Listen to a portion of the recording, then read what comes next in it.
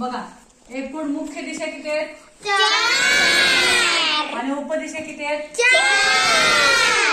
मुख्य दिशांची मी नावं लिहिली आहेत. पूर्व, पश्चिम, दक्षिण, उत्तर. आता उपदिशांची नावं लिहिली आपण. उपदिशा पण 4 आहेत.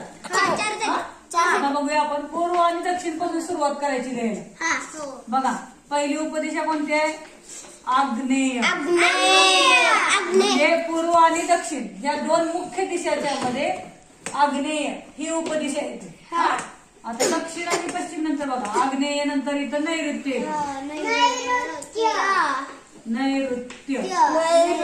आता पश्चिम आणि उत्तर या दोन मुख्य दिशांच्या मध्ये वायव्य ही दिशा असते. ही उपदिशा येते. आणि उत्तर आणि पूर्व ईशान्य या दोन दिशांच्या मध्ये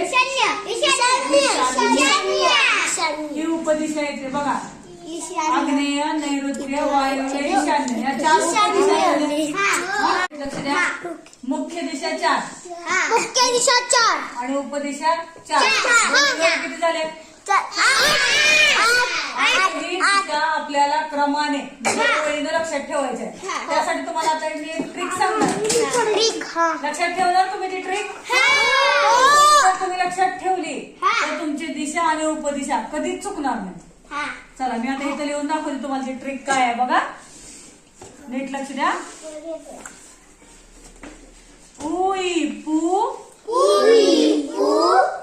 आदनय पवा वाजल कवा कवा. हसायला आलं ना?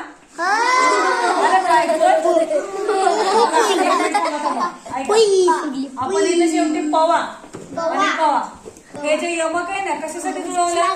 तुमच्या ह्या दिशा कायमच्या लक्षात राहतील म्हणून आपण असं जुळवलेलं आहे. बघा एखाद्या गाण्यासारखं कविता कधी लक्षात राहते आपल्याला? कसं हे बघा सोपं आहे. उई पू आदन आहे पवा वाजल कवा कवा. कसं लक्षात ठेवायचं बघा. आपली दिशा आणि उपदिशा लक्षात ठेवायची.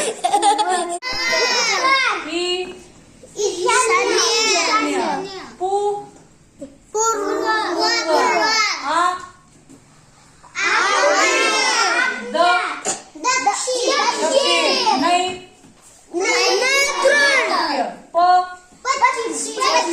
आणि वा